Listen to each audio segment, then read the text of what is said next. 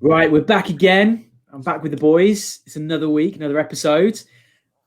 Every week we're going through, getting closer to being able to get back on the golf course. I'm going to kick off with some very exciting news. Probably less exciting to the listeners, more exciting to us immediately, us three, in that we have our first round definitively booked in the diary for the 9th of April. That is when the first time that all three of us will be back on the course together. So with this in mind, that's about 4 weeks to go. Has anyone started their 4-week countdown in terms of getting course ready? Chris, anything? All I'm wondering is, I don't know if you can see this, I've got like bits of hair sticking out the side of my cap. My hair has got so long. So all I'm wondering about is, at what point do I do a Ben Fowlis and just shave it off? To be honest with you, that's about as far as my course prep has gone. I haven't got to emptying the bag out yet. That is on my list of things to do. Probably clean the shoes at some point. The Cubs can probably have a clean. No, I'm couldn't be further from course ready. Last week I mentioned that I was starting making noises. I get up off the sofa, like everything aches and hurts. So I'm starting to think, you know what? I've left this too late. I really should be doing something about this. So no, I'm couldn't be further from course. I'm a bit worried that I'll get up to the first tee, swing a club, and like snap in half of lack of mobility and flexibility. But yeah, no. So confidence is high, clearly. And I should probably do something about it. Yeah, you probably should be doing something. I mean, telling that the first thing you told us when being course ready is getting a haircut and cleaning your golf shoes. You probably want to get a little bit more practice than that in. Also, I'm slightly disappointed that the shoes aren't currently clean. Considering don't worry, they're clean-ish. They've had their usual like scrub down, just not like the pre-round prep. Not the going away on holiday clean. Do you know what I mean? Yeah. They haven't had the proper tune-up. Nice. Not for full servicing. Correct. I've been looking at certain things on the Instagram. So I know Benjamin's been doing some putting, but I also know that something else got delivered to you last week, didn't it? It did indeed. It's ever since we'd kind of spoken about getting the tee time in, all three of us said that we could do it. Golf started for me, so I was kind of the complete opposite with Chris. So I took delivery of the Super Speed swing sticks, I think Tuesday last week. So to this point, I've had 3 sessions with those, which has been excellent. And then due to video in a few swings, I noticed something I wasn't particularly keen on. So then went and pulled out the 7-iron, then worked on that for about half an hour. Didn't hit any balls, but just kind of putting myself through different positions. So I've got a blade putter, my brother's got a mallet, and I'm looking to switch to a mallet. So I must have hit, probably since the last time we spoke, 200-300 putts with my brother's putter, probably about 100 putts with my own. Just comparing the two, what do I like? And then I watched a video that Steve put in the Sunday Red group about, now's the time to trial different grips and try different things out to see what really works. So I've been knocking around with that. So Chris hasn't cleaned his shoes. I've done virtually everything I could do at this point. Hold up. Pause. Rewind. Yep. What grips have you tried, and have you decided that you're going to switch now? I always knock around and try like the pencil and the saw and all that sort of stuff. And I still cannot fathom how they do it. Don't really understand it. Again, no control there. Might be to do with the balance of the putter, but yeah, still don't get it. And it's just not to do with the balance of the putter, is it? Though, let's be honest. Yeah, probably not. And then tried the reverse grip. Didn't get on with that. It's just a slight tweak and a change in the way. Instead of interlocking my fingers, I'm going to start overlapping, and we'll see how that goes. It's a tiny little change, but it feels infinitely more comfortable. So, I mean, we'll see. Do you interlock your fingers when you're putting normally? Yeah, always have done. Always interlock, just like a standard grip. Do you interlock on your main grip? Yeah. Always interlock. That was always, that was the kind of thing that Granddad, that was revolutionary when my granddad told me that when I was like 7 years old. It's like, oh, you want to interlock your fingers? Thought that was amazing. Interlocking is a grip. I just didn't realize it was a putting grip. And then I've always just putted with it since. And I thought it was just a done thing. Apparently not. I'm slightly surprised that you're so surprised. I've never even contemplated interlocking. Oh, really? Yeah. No. Yeah, And I'm a man of many putting grips. I've never heard of it.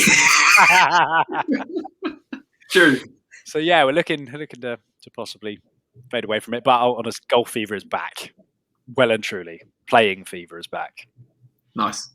I mean, I'm probably at the other end in terms of how much money has been invested into my practice. Again, those of you who've been watching the Instagram channel have seen that my alternate approach to putting continues week on week. So I've been back on the mat in the living room, but I was also I didn't have use of the living room over a point of the weekend, so I'd set up the yoga mat again, rolling down the hallway. So just working with my different speeds of greens, a good varied practice. I like it. And then, very exciting development. Went out to the park yesterday. Went out to the AstroTurf cricket strip. I saw that. Foam balls with me. Yeah, I tell you what, I know they're only foam golf balls, but physically full swing and connecting with something, it feels good. It just feels really good. So I did notice that there was there was a few people in the park. Obviously, you're not hitting like anyone that was within range, but did every now and again you just have to keep a lookout and just make sure that there was no one like wandering across in your kind of general direction? There are a few issues which come with going down the park and hitting foam balls. Firstly, yes, you do have to stop and pause every now and then when you have dog walkers going in front of you, which, it's fair game. It's a public park. They can do what they want. The second problem is that those people who are walking around you or nearby you or not within immediate earshot, and this only dawned on me yesterday, actually, when I was doing it, is that they don't know I'm hitting foam golf balls. As far as they're concerned, all they can see is someone like winding up with a golf club and going to pelt something. So as far as they're concerned, I could just be some lunatic with pelting golf balls at them. Yeah, really good point. Did you have anyone say anything? Because it's not every day you walk through a public park and see someone absolutely smelting golf balls. Yeah, every now and again you see like a kid just hitting a few golf balls, like chipping. You don't walk through with a grown man smashing golf balls down the park. To be honest, when I actually got to like where this AstroTurf cricket strip is, and I was hitting the foam balls, it was no problem at all, because I think it is genuinely a bit of the park which is quite away from people. So whilst there were a few people who every now and then came past the dog, it was pretty few and far between. But you're right. The most awkward bit is when you're walking to said part of the park, and as a fully grown man with two golf clubs under my arm, walking past all the Sunday strollers and children, I've got a few weird looks. I'll level with you. Yeah. I've got to practice, so I'll take the hit. I will take the weird looks for being able to physically actually go for a full swing, hit foam balls, and you can still, honestly, even with the foam balls, you can still tell when you're pulling things or when your immediate trajectory of the ball is just not quite right. So it does give you a little bit of feedback, and the initial results were quite pleasing. Actually, I actually can still swing a club. Okay. Didn't feel completely abnormal. So yeah. Have you booked in a range session yet? No, because as we talked about previously, there are no ranges near me which allow you to book in advance. It's a turn up and pay and queue situation. Found this. I hadn't even considered this, but your range is going to be the one that is actually where you are right now. Is probably the one that I'll be heading to as well. Is it? Can you book in there already? Oh yeah, we've already booked 2 sessions in. So particularly with the way situation with me at the moment, because the gyms don't open up until 12th of April, I don't officially go back to the 12th. So I've got a little bit of leeway between the 29th and on the 8th, so that I can squeeze in a few. I'm not worried about when you're going back. I mean, we've already booked. But the range booking system's open. Yeah. I did not know this. Okay. If I go quiet for 5 minutes, I may or may not my range sessions in a second. Yeah, we've got one on Monday night and then one on Wednesday night as well. So we're going to try and get a few in before we get out on the golf course. So I'm kind of thinking that because I can't book at a driving range and I cannot be bothered with the 45 minute queues I had that we were witnessing last time we came out of lockdown, what I think I might have to do, and this is just how ridiculous it is, the club that I normally play at, where I kind of have my membership the main club with my membership. They do have a system which is it's just a pretty much automatic ball dispenser. So there's no kind of having to go into the pro shop and whatnot. And the course itself, when things do open back up again, I can get in there at whatever time in the morning, right? When as soon as it starts getting light and they let people onto the golf course. The dilemma I've got is my drive time to that course is about 30 minutes. So do I build in an hour / hour 15 for traffic, hour and 15 plus practice time before I start work in the morning, just so I can get some uninterrupted range time? I mean, this is just where my head's at the moment. Yeah, 100%. Without yes. Just push those morning meetings back a bit, buddy. Yeah. All right. Just put any meetings for like 10 a.m. instead of 9, and just gives you a little bit of wiggle room just in case there's a bit more traffic. Oh, I mean, I thought there'd be a bit more reticence behind that. But okay, yeah, fair enough. I'll crack on then. Fair enough. Definitely. I can't even wonder why you're asking the question. That's although a morning range session feels odd to me, like a pre-work session feels odd. But I think I've never done it. I've always been an afternoon or an evening. Oh, I don't know. I think first thing in the morning could be quite nice. The only thing with that is, if you have a particularly shit range session, that is going to put you in a bad mood for the rest of the day. We all know that when you have a bad range session, that shit lingers. You get back to your meeting at 10 a.m. and you're not paying attention because you've got YouTube clips up on the right hand side of your screen looking at how to fix the big pulls that you've got or whatever. Your client's like, "Are you listening?" Yeah, totally. What? Just on Zoom calls with the camera switched off while I'm just practicing my swing whilst talking. Yeah, 100%. Is not what I will be doing. It's not what I will be doing. No. I'm more professional than that. Anyway, enough of all that guff. But long story short, myself and Ben have been practicing. Chris hasn't done anything. So 4 weeks and counting. 4 weeks and counting, buddy. Yeah, I should probably start doing something, shouldn't I? Yeah, you should. Yeah. You probably should. Okay. Moving along quickly. Moving on to action from the weekend. Big competition, Arnold Palmer Invitational even. Sorry, big one. Big weekend, some big hitting. Let's dive into it. How much of it did we watch? What were our thoughts and reflections? Chris? Watched ever since Fantasy League has come into the scene, I reckon I've watched more golf than I have done in my previous 33 years of life. I'm absolutely hooked on watching the golf. Watched a lot of it. I'm gonna live with you. Thoroughly enjoyed it. Hated it from a Fantasy League point of view, which if you listen to the Fantasy League pod, you'll know why. But overall, thoroughly enjoyed it. The only thing, some of the fans back, which I know we're going to get onto in a minute, so we'll come on to that.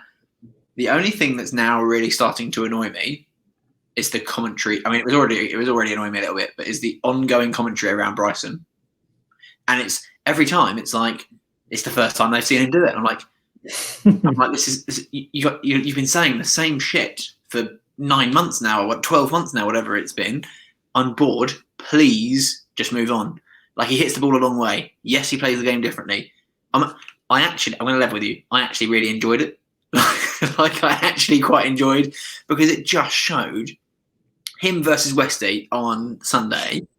Actually just showed the two wildly different styles of play actually have like such a similar outcome. Yeah. And I was just like, it doesn't matter. The goal is to get the ball in the hole in as few shots as possible. I don't give a shit how you do it. It's both are entertaining for me.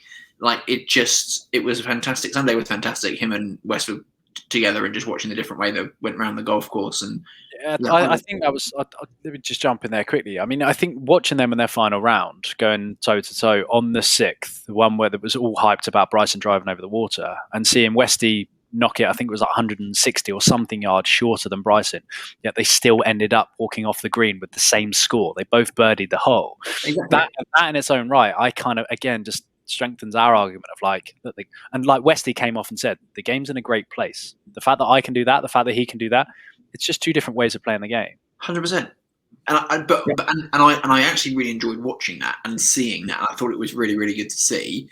I just got really bored of it was the same commentators that were just saying the same shit. I'm just like, yes, he hits the ball a long way. This isn't new. Stop acting like it is new. Stop being shocked by it, and just be like, okay, great. Like, come up with something different to talk about, please.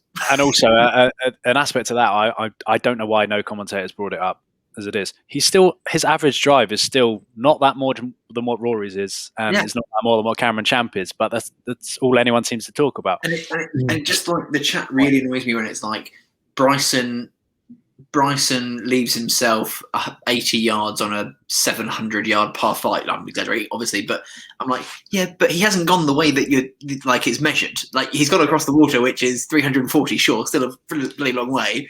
But I'm like, you're making this sound like way even more. Just drove me a bit nuts. So that drove me a bit nuts. And by the way, yes, he's tonked it a long way, but he still ended up in the bunker or the rough or the second cut. Yeah. Westy's in the middle of the fairway. Yeah, okay, he might be whatever it is, 100 yards back, but you know what? He's probably got about 180, 200 to the pin. I'm banking on Westy dropping that pretty close. On that kind of distance. It comes back to the 6th. DeChambeau's in a bunker.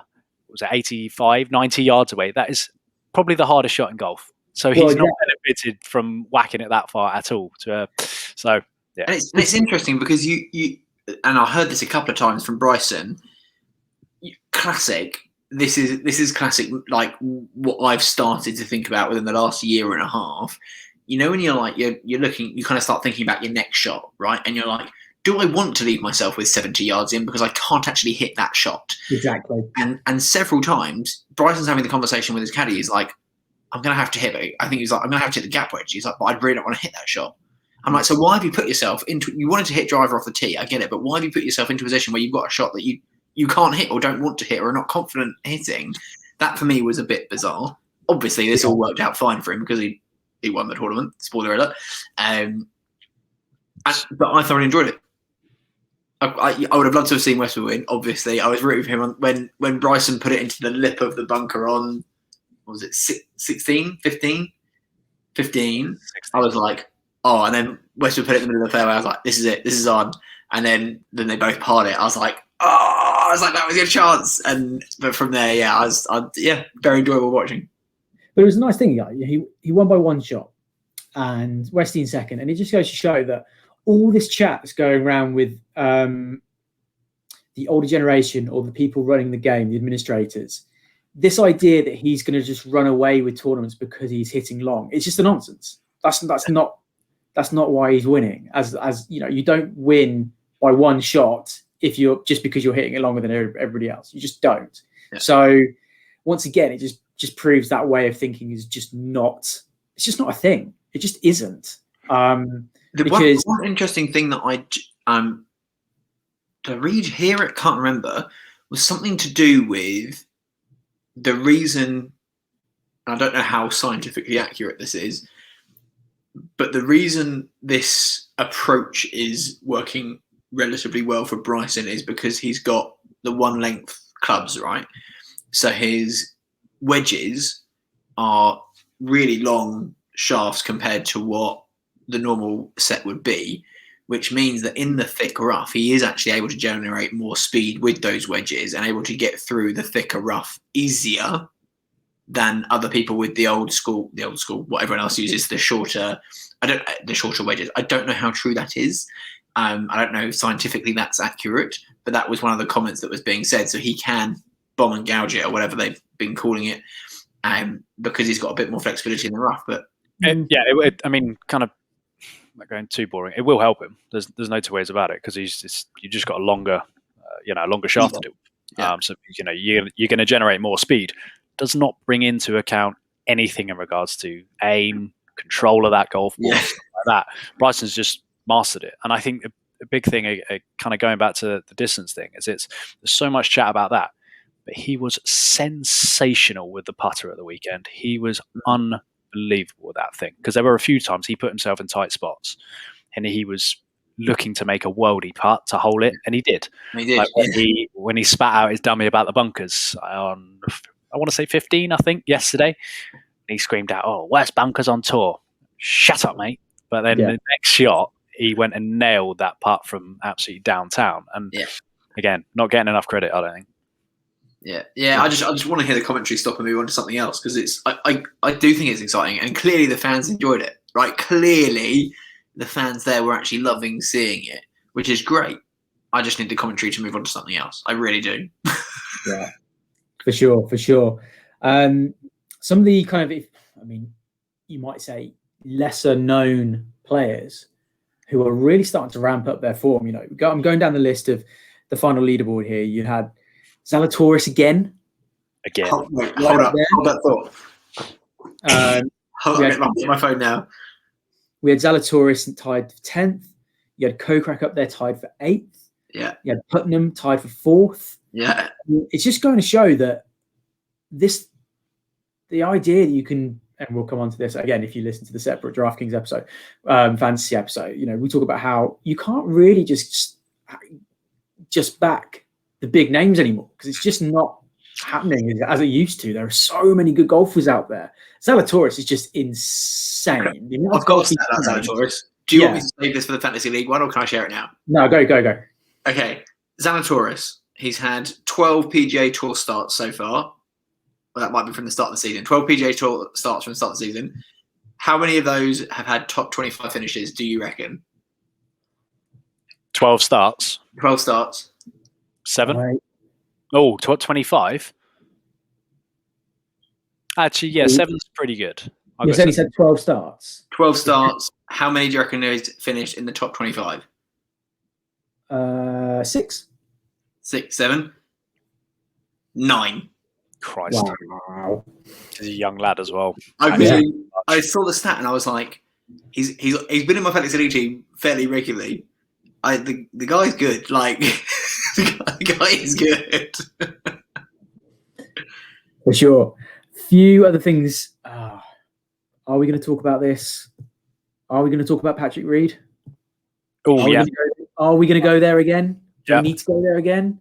It feels like a broken record. We probably do need to go there again. Yeah, don't we? I kind of group chat the other day. You were strictly no. I was actually kind of like, I don't know. I'm kind of on his side with it. I think it's Patrick Reed, and it doesn't look great, but I don't know whether he's actually cheated again. Oh, that moment. Yeah, sorry, I was a bit behind there. I've just realised what we're talking about. Yeah, poor. He was. Definitely improving his life. The thing is, you watch it not. Again, this is me just trying to be devil's advocate. Pause. Can I just explain the video? For anyone who hasn't seen it, there's a clip of Patrick Reed.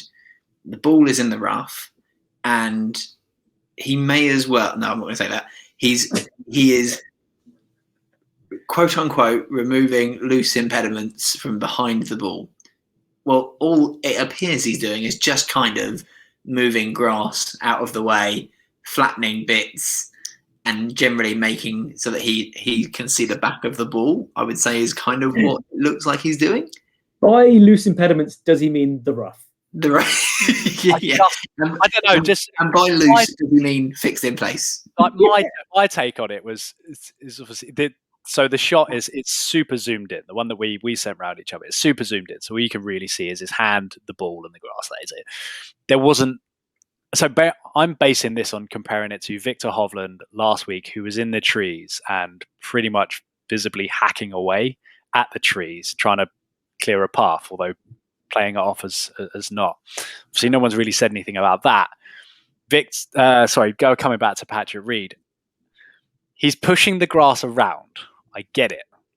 I don't feel it's changed that much. Certainly nowhere near to the level of Hovland. I know. It's just I know.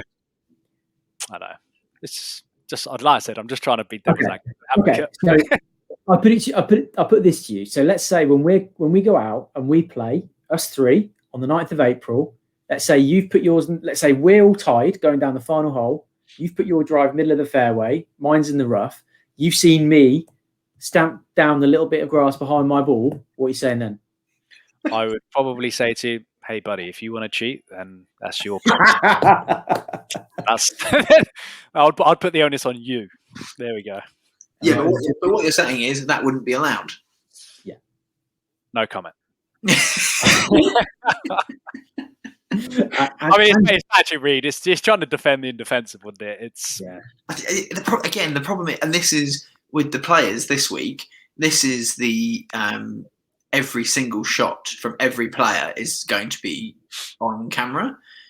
So, and I don't know if we get that same. I don't know if we can get that view in the UK, but in USA, you can access a system where you can literally pick the 6 players that you want to watch, which for Fantasy League would be absolutely excellent. So you pick your 6 players, wouldn't you, and just watch them the whole way around. But for Patrick Reed, this is going to be a bloody nightmare. It's going to be like people just watching every single shot, like up close. Like, what's he doing? Find something, see what he can do. And that's the problem, though, because he's got this reputation. People are looking for it. Do you know what I mean? Like, people are actually looking for it. The cameraman is probably going to be zoomed in a little bit more than he would be on other players. Like, people are looking for it, and then he just does shit that you're just like, why? Why are you even doing it? Yeah. I mean, yeah. But he still missed the cut, didn't he? So yeah, so we can probably forget about it this particular week. Last things for me to talk about on Arnold Palmer was we probably do need to talk about Speed's ace, don't we? And general play. I'm going to go with Spieth is back. Like, I believe it. I'm with you. Yeah, I think I was still on the fence because it was still only a few tournaments, and I know this is another one where it's just another tournament. But again, a lot of big players, tough field, conditions turned tough, and no one scored well. And yet Spieth, he still didn't. Final day didn't get under par, but again, he's still knocking up and around and being spoken about in the final mixes, which I think is good for golf. 100%. Do you know what I'm really pleased about?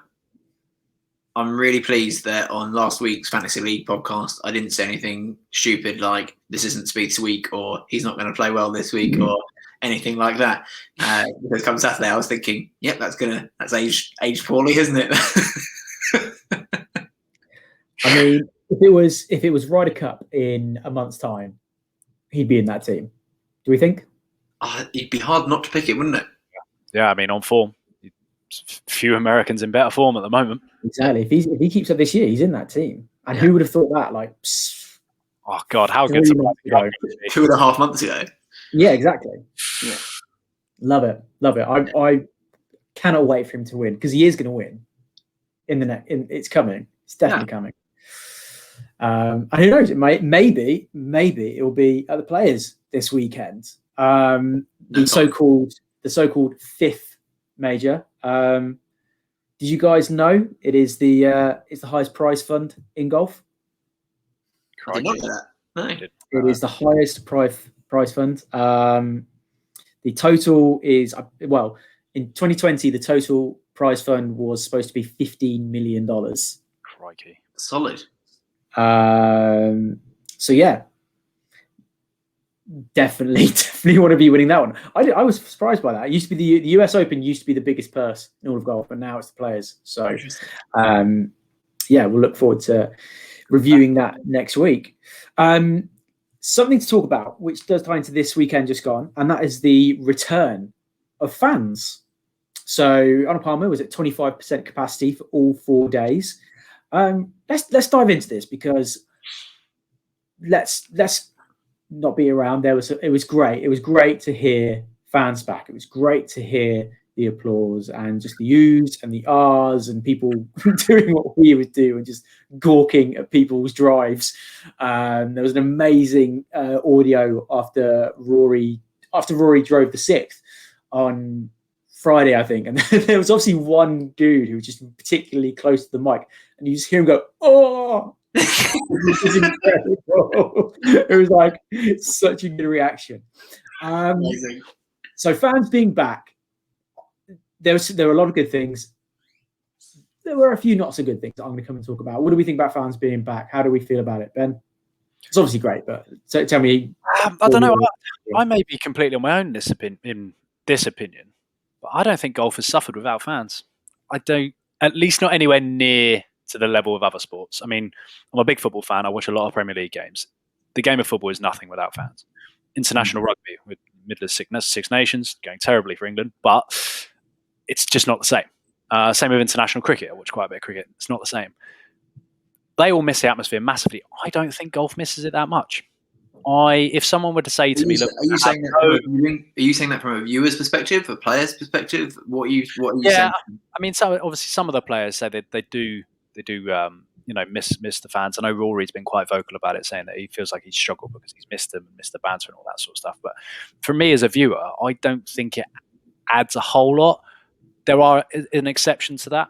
I would say I think getting into major season and then getting into the Ryder Cup. The Ryder Cup would just be pointless playing without fans. Yeah. But for me, particularly, I don't know. I know we're probably going to go there, and I'm willing to say it. Particularly watching some of the American tournaments, some of the shite that people shout out, I'm like, I'd actually preferred it when fans went. Yeah.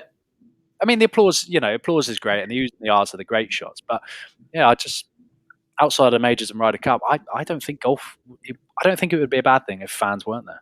This, unfortunately, was kind of where I was leading to with this topic, because I agree that the Ryder Cup and the majors are nothing without the fans there, and it was great to hear the applause and the U's and the R's this weekend. However, any of the satisfaction and joy I got out from hearing the U's and the R's and the applause this weekend was absolutely rendered moot by the return of the mashed potatoes brigade. It's just the worst. I hate it. I actually hate when... I just don't understand at what point who thinks, right, first of all, this is a good thing to say. Their friends are stood next to them saying, no, just don't say that. Whoever's with them surely has got to be like, no, that's quite annoying. And then everyone else, and the other spectators and the players and the commentators all think, you're an idiot. Like, what does it bring? I don't get it.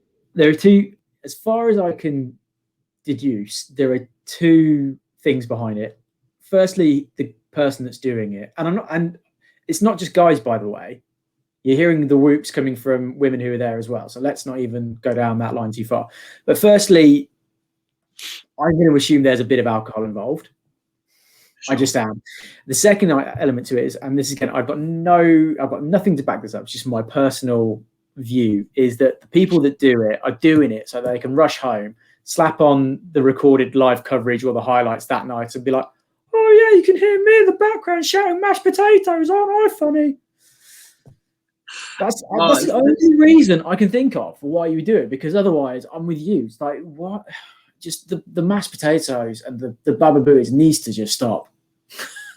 I just don't get it. Like, if either of you did it, right, stood next to me, I'd turn to you and be like, "You're a fucking idiot. What are you doing?"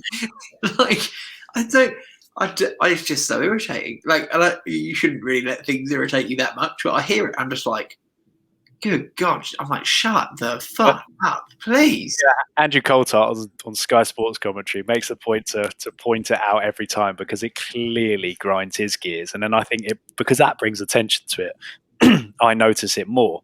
And I don't know whether it's seen as a bad thing by like the American producers or the tour or the players out there, because it would be so easy to stamp that out of just, you shouted mashed potato, sweet, well, your day's over, you're getting ejected from the tournament. Like, yeah, but I suppose it's not rude, is it? It's not like, it's just it just is a douchey thing. Like, we all know there are some ridiculous rules in golf, but if the PGA turned around and said, you shout mashed potato, you're out of the tournament, that wouldn't even break top 20. Can you imagine? I would fully get behind it. I'm fully supportive of it. I think, but overall, like, and I agree, like, I can really do without the mashed potato shouts. Like, I really can. But I'm sure I'm sure we do shit that annoys the American audience. I'm sure we do as fans. You know, like, I can't think of anything, but I'm sure at Ryder Cup, when we actually sing like football songs, essentially, you know, going alongside, we think is hilarious. They probably think is ridiculous. But for me, shouting mashed potatoes has to be in one of my top 10 pet like hates. It drives me nuts. I just don't get it. But overall, I really like having fans there. Like, I do. I like hearing the roar. I like when Bryson drained one of his monster putts and the crowd went wild, but you know, there was a big cheer. I'm like, I want that. Like, I want players to be affected by that. I want them to have that impact, because I do think crowds impact player performance, and and it should.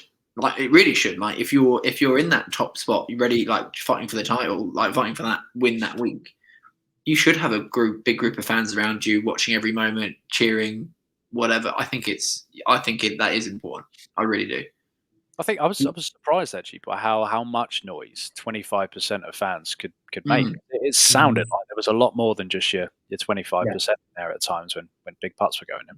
And I mean, clearly there was very little COVID, social distancing going on at an event. I'm putting this as politely as I can. It's like 25% of those people might have been round one hole, and I'm a bit like, yeah, sure, you've got fewer fans in here, but they are all around that final grouping. But yes, there was. I liked hearing the noise for sure. The only thing I come back to, and you're right, Chris, is there's nothing in the rules about it, and people ultimately, if it's after the shot's been played, then it's kind of a little bit of a free-for-all, not complete free-for-all, but it's largely free-for-all. The only thing that kind of comes back into my head is, I don't know if you remember this, it was the Open 2018, and Tiger was on the 18th and was still right up in contention.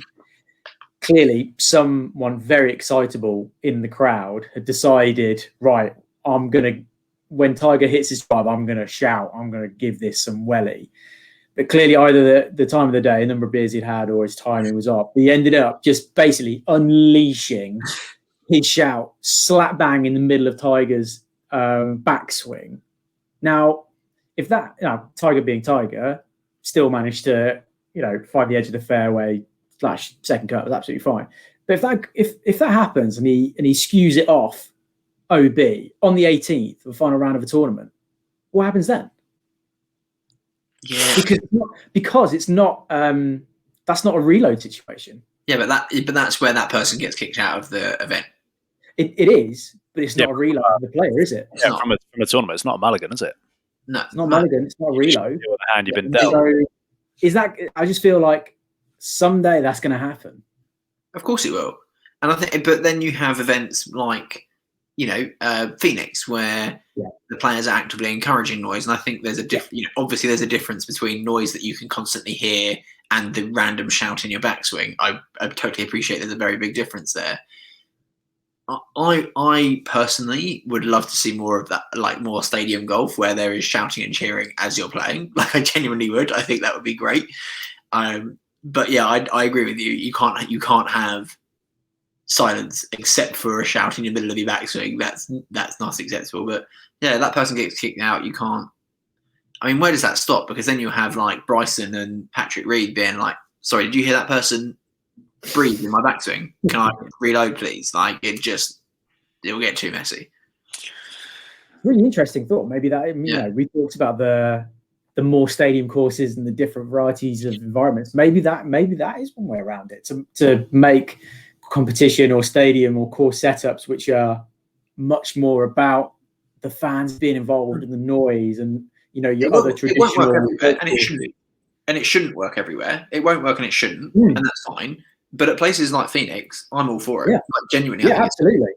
Maybe that's. Oh, we've done it again. We've solved it again. Literally, more stadiums. You have more stadium courses for the noisy players, where it's all encouraged. You keep the traditional courses. Anyone who shouts mashed potatoes. Anyone who shouts mashed potatoes. Get rid of them. I think also the mashed potato shout is an odd one because it's not like I don't think it's offensive. I still don't really understand where it comes from. To be fair, it's like this. It's like anything. The first time it happens, it's probably very funny. Yeah. If it had never been done before, and I was watching it live, and someone just absolutely full beans of mashed potatoes for the first time, I probably would find it quite funny. But second time and onwards, no, it's not anymore. Yeah. But no, otherwise, yeah, I think we can all agree it is good to have fans back, and look forward to getting back, hopefully ourselves, to some events coming up in the near future. Now, still kind of on the subject of sound on the golf course, something that Mr. Fowlis has been keen to talk about for a couple of weeks, which you've been not giving him the airtime to talk about. So we're going to give him the airtime this week. I'm not going to introduce it anymore. Ben, I'm just going to let you go for this.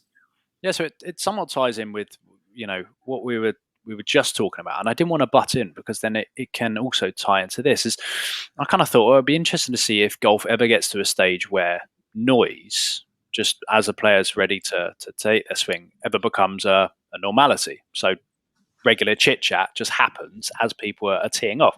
I can't see it, but it'd just be interesting to see if the game ever gets to that stage.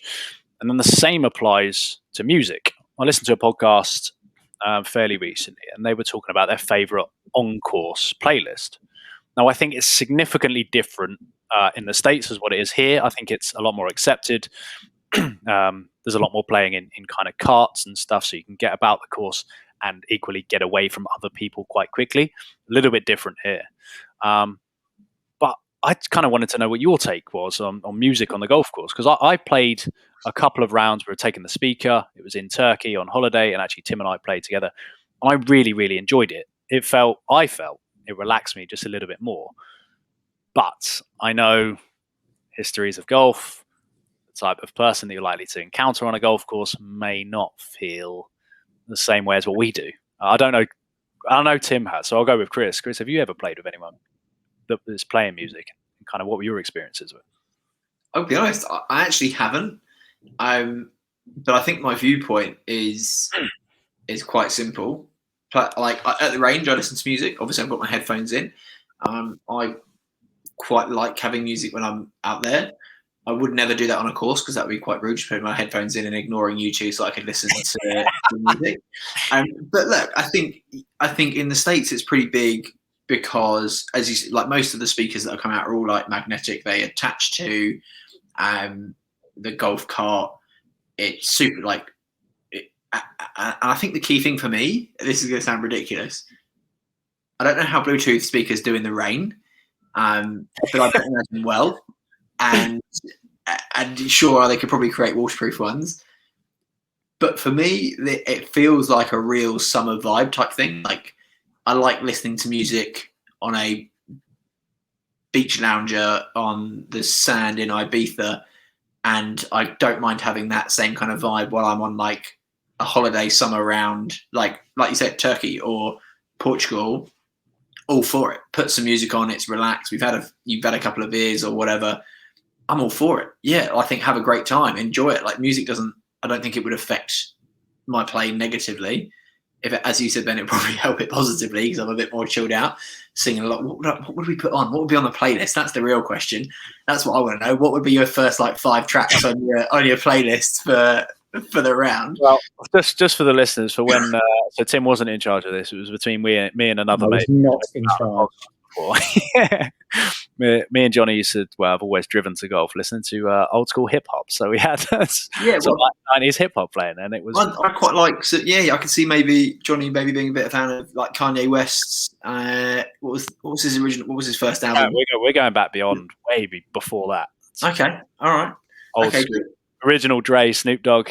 Oh yeah, nice. That sort of stuff. Yeah. Boy by nature. I love it. About that life. I love it. Yeah, I'm all for it. Summer vibes, holiday vibes, 100%. Play music all day long. Couldn't care if someone else on the hole next to me drove up next to me in a buggy with whatever music playing. I couldn't care less. Like literally, couldn't give a shit. Absolutely fine. Play what you want. Do what you want. I might take the piss out of you if I think it's shit music, but like I couldn't care at all. Wet, rainy day in Stoke club championship.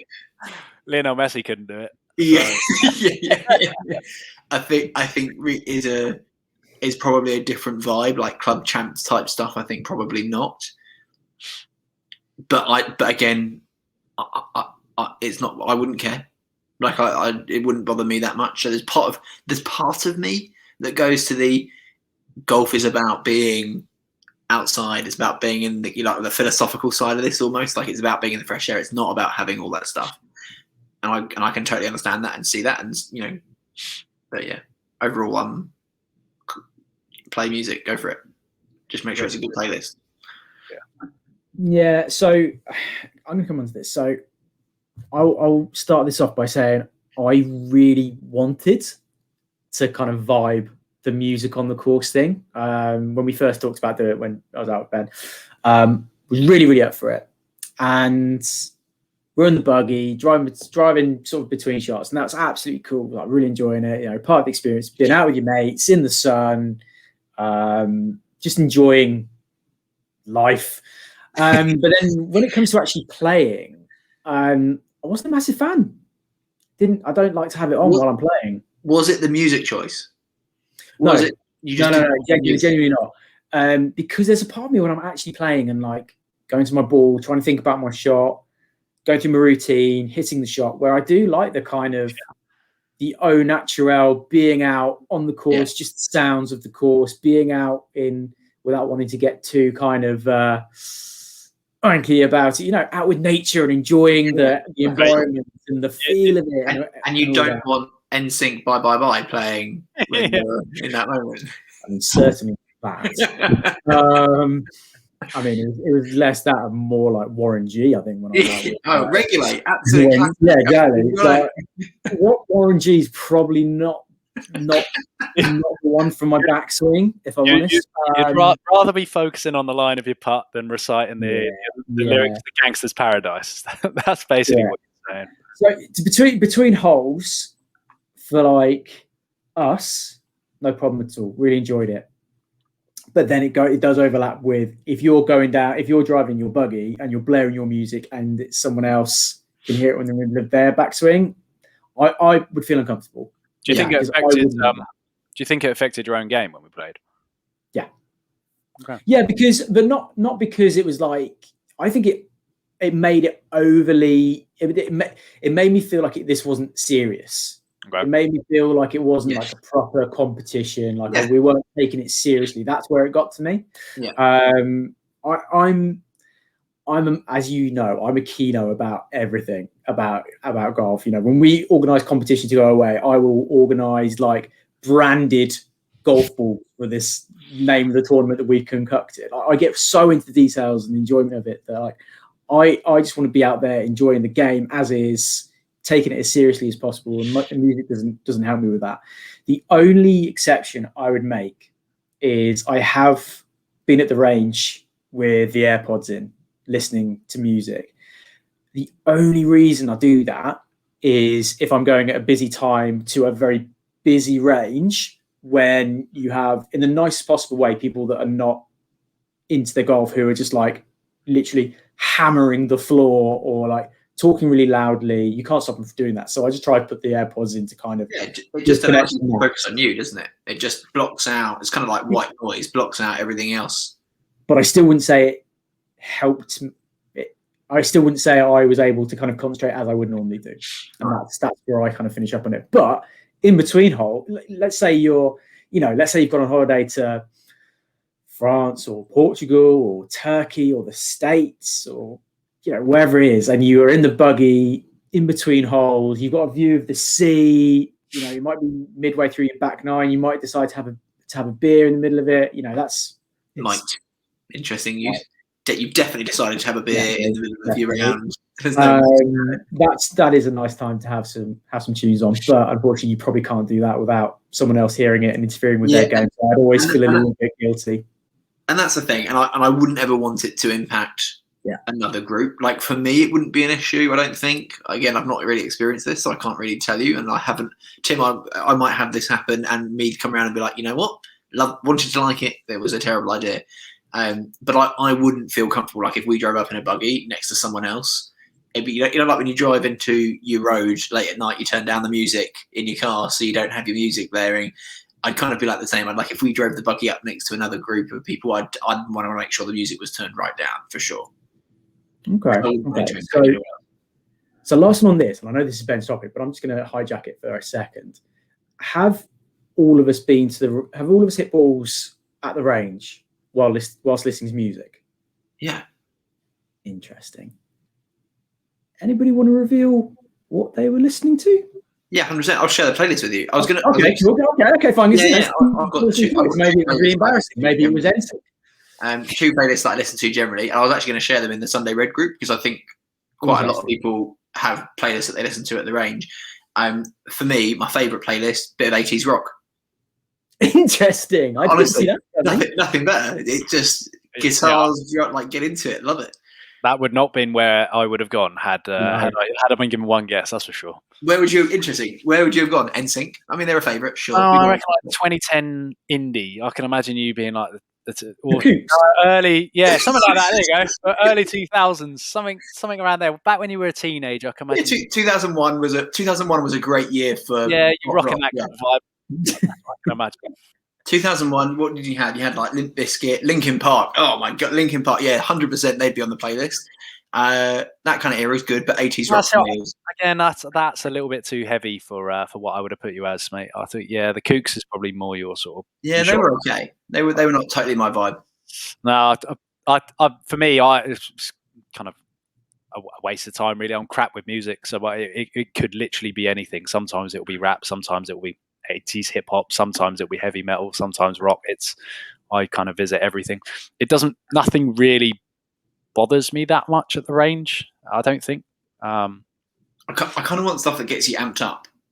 Depends what I'm trying to do. If I'm trying to send it, then heavy metal might be the thing. But if I'm trying to work out how to hit a wedge 50 yards, listen to Linkin Park or Slipknot or something doesn't really help. Just makes me want to launch it. Yeah, I mean, I'm going full beans anti-up by MOP when I'm hitting driver. Yeah, that's a lie. I'm not. That is an absolute lie. I was saying that's comedy value. I'm not listening to MOP whilst I'm practicing at the range. You should be. No, I go the other way. Actually, I was going sort of like quiet, chilled beats kind of thing. I was like peaceful piano. Like a London. The peaceful piano on Spotify. But that's interesting. No, I want to. Right. I thought Tin might be a bit of Lionel Richie or something, just kind of. Lionel Richie is flipping excellent, to be fair. I'm not sure. They're simply red. I'm not sure I can hit balls to Lionel Richie. I think that's probably a little bit too lo-fi for me. Okay, so what? Yeah, I guess he is an absolute belter. Be good in between holes in the buggy. But anyway, tell you what, let's put this out. Let's put this out to the Sunday Red group and to people that are listening. If you listen to music at the range, what are you listening to? Are you listening to different things for different shots? Are you listening to Lionel Richie for your wedge play? Are you listening to Slipknot for some drives? Let us know. Like drop us some comments on the social channels. Drop us some comments on the Facebook group. Chris is going to release. He said it now, so he's going to have to commit to it. He's going to release his playlist on the Facebook channel. I've got two that you'll enjoy. Fine. What I'll do is I'll create a thread for it in the group. So if you're in the group, I'll create a thread for it for sharing your playlist, because I bet there are some crackers out there. Yeah, I love finding new music as well. It's a good time to find new music. And we'll come back to this maybe next week or the week after with some of the, shall we say, more obscure things that people are listening to whilst they're on the range. I want to know. I'm interested now. I'm intrigued. I also think, Tim, I'm going deep into this. I think the range is a good time. Often what I'll do is I'll get halfway through the playlist and then I'll go random based off a certain track. Because one thing that I do find is that if I catch myself like singing, not out loud, but even in my head, it ruins the tempo, right? Often ruins the tempo. So finding songs that you don't know and you can't sort of sing along to, quite good. Interesting. Yeah. I would stop short of singing. Oh yeah, I don't actually. I've got a terrible voice. You would never want to hear. Anyway, well, there we go. So yeah, let us know, and we'll review some of the shouts that people are coming up with over the next few weeks. Right, we mentioned earlier Jordan Spieth hitting his ace on the weekend. Yeah, definitely. He might claim otherwise, but personally, and chaps, tell me if you disagree, I think he got a bit lucky with it. I mean, in the post-round interview, he was like, "Yeah, I've got really lucky there. It's bounced off the rounds." Like he's fully admitting there's a lot of luck involved. Yeah. So this is something I've been thinking about pretty much since that, but I have thought about it in the past, and that is kind of how much emphasis is kind of placed on hole in ones in golf, because to be honest, it's just something that I don't ever think about ever, and I'm not even really that bothered about. Like I've never made a hole in one. I'm not really that bothered. Are you not that bothered because you've never made a hole in one though? And you're just saying that because... Well, I'll tell you where I am. Right. Firstly, possibly. Okay, I've never made a hole in one, so I can't shout about it. I've never had the adrenaline rush and the satisfaction of having a hole in one. But,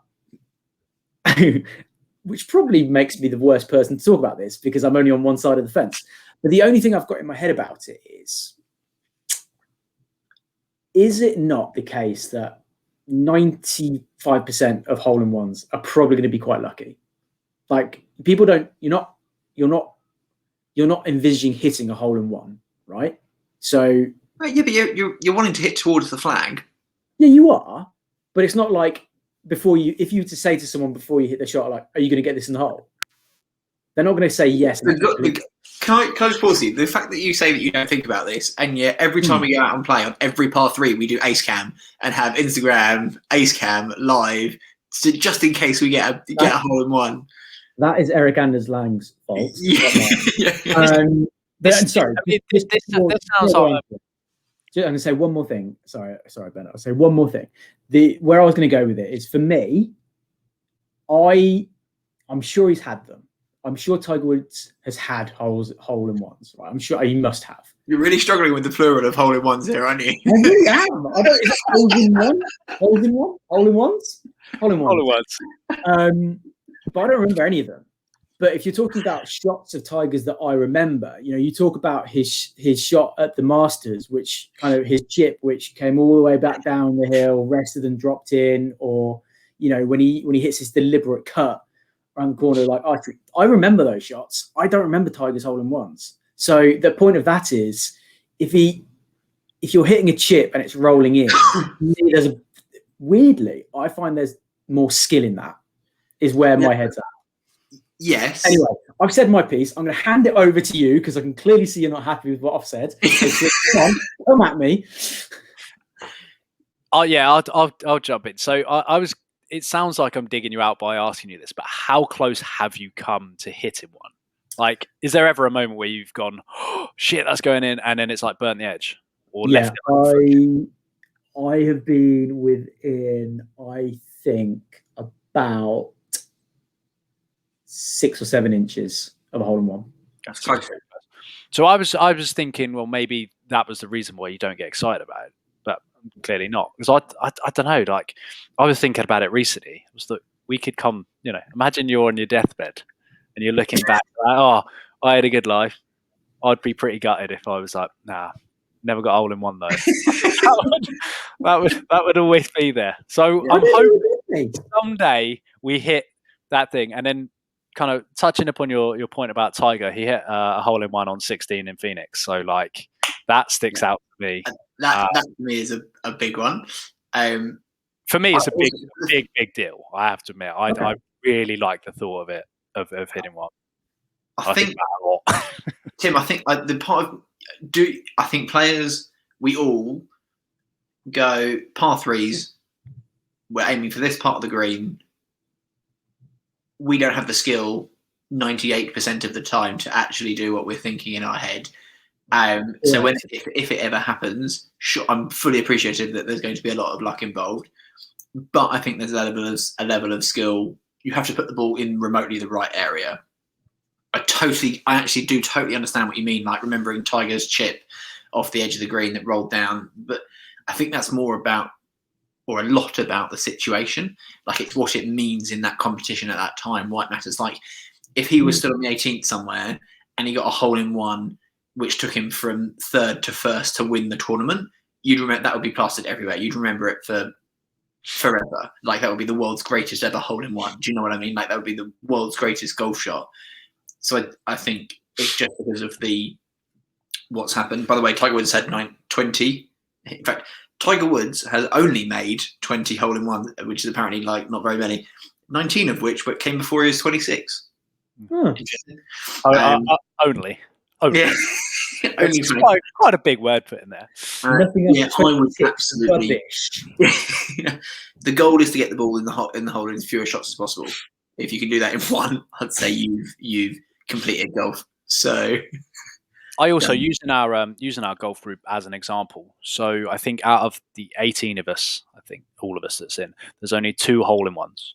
One was when someone was a complete beginner and he admits he thinned it. It wasn't even that sweetly struck. Is that personal or pricey? That's pricey. And then I know Percy didn't hit Percy was still quite young in terms of the game.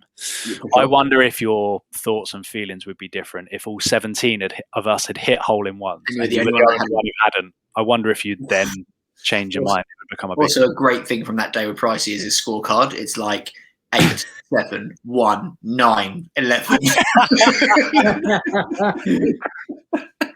But that's half the point. That's half my point. I think a hole-in-one, and not in the pros. I will disclaim this by saying not in the pros. The way that we play the game and the way that 99% of golfers play the game, a hole-in-one is going to be a fluke. It is. It is, in my opinion. An element of it, yes. But I think and for Ben Price, who got his hole-in-one amidst an 11, a 9, a 7, and he thinned it, and 100%, that is 99.9% fluke. When you get to any level of golf where you're aiming for an area and actually executing the shot of some level, you're aiming for that area. You are aiming for that point. You are aiming, going, I want to hit the ball here. It's not 100% fluke. Sure, what happens after the ball lands on the ground? It lands in the right area. It rolls into the hole. Sure, 100%. Like we're not looking at yardage, but we're not looking at green books or whatever and saying I want to land it on this area because I know it's going to roll in. But there is a level of skill to put the ball in the right area to begin with. Okay. And yes, I'm upset that Ben and Percival both have a hole-in-one. I don't, for sure. Fine. So between the three, I would hate to be the last of us 3 to get a hole-in-one. Well, this is where I was going to go with this. So none of us 3 have had a hole-in-one, unless I'm very much mistaken. No. Okay. And if it ever happens, if it ever happens, you will know about it. And I would expect nothing less from the 2 of you either as well. If it happens to me, I will fully, and if it comes to that, probably won't happen, let's be honest. If it comes to that, I will be prepared to fully eat my words if my feelings are completely different. But just my personal view is, because to me there's a bit of fluke involved, holding out from a greenside bunker is, I think there's a bit more skill in that because you're actually kind of... Mate, you holding out from a greenside bunker, that's a lot more fluky than the hole-in-one. That would be an utter miracle. 2 things. Sure out these days. I'm sure out. I cannot wait for you to get a hole-in-one and just be like, don't even care, lads. See you later. That's not an issue. I'd rather chip in. This is bonkers. I don't believe this. This is really good. And also, Ben, coming back to your moment of have you ever been close? Several times I feel like I've been close, and then you walk up and you're like, you're miles away. But that moment when you hit it and you look up and you think, and you know this is going close, like your heart literally stops, and you're watching it. You know it's happening because the person doesn't say anything, and they just watch anything. It goes super quiet. And then if Ben isn't saying anything, I know it's close. Yeah. If Ben's quiet, I'm like, he thinks it's close. Okay, this is going close. I've had that moment with Ben because we were in Portugal at Valdelobo. It was the Ocean Course, the Royal Course, can't remember, but it was charity hole as well, wasn't it?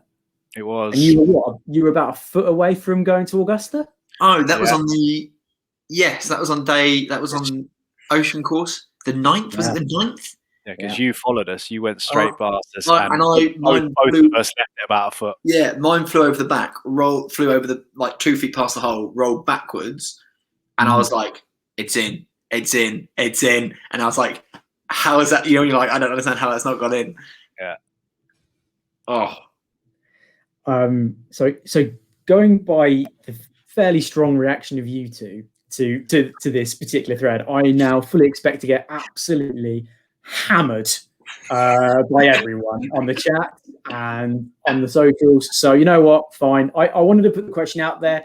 Clearly, I'm in the wrong. But it's fine. We need to have these discussions from time to time. I'm happy to be wrong. I just wanted to put the thought out there, and I'll get back to you when I have my hole-in-one, which definitely is going to happen one day. Is it only 2 out of the 18 that have, in our group then that have had a hole-in-one? I'm Pretty fairly sure. Okay. Wait to be corrected by them as well, aggressively.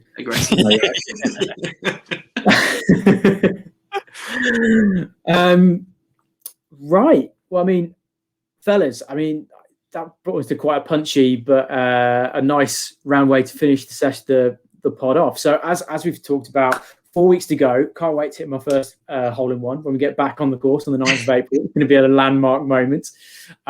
In short, before then, Chris, you need to start practicing something. Doing anything. Just move. Yeah, doing anything. Then I'm now terrified of how fast you're going to swing a golf club next time I see you. And if you stay on your feet, that'll be interesting. In wet conditions when we get back, that'll be interesting. And in terms of me, I just need to get back on my box about hole-in-ones because I'm obviously talking nonsense. Fellas, just go watch Tigers at the one at NZ at 16th at Phoenix. Just go watch it. I will do. I will fully prepare to eat some humble pie. Fellas, anything more from you chaps before we wrap this one up? No, that's all from me. No, just other than going back to the pros chat. Sad day at the moment. Phil Mickelson, first day outside the world's top 100 since 1993. Wow. Yeah, some run. He's got half decent odds for this weekend, so you never know. Maybe he'll come back in, but we'll see. Just keep the driver in the back, Will. And, let the rest do the work for you. Fantasy League team? Let's find out. We'll find out. Yeah. If you, by the way, yeah. Without me to give ourselves too much of extra plug, if you've enjoyed this, we do have a fantasy golf extra addition to the podcast, which we're going to be releasing. So if you want some of that chat, head on over, give that a download, and we'll see you on the other side. Otherwise, we'll see you on the next episode. Thanks very much for listening, and we'll see you next time. Thanks guys.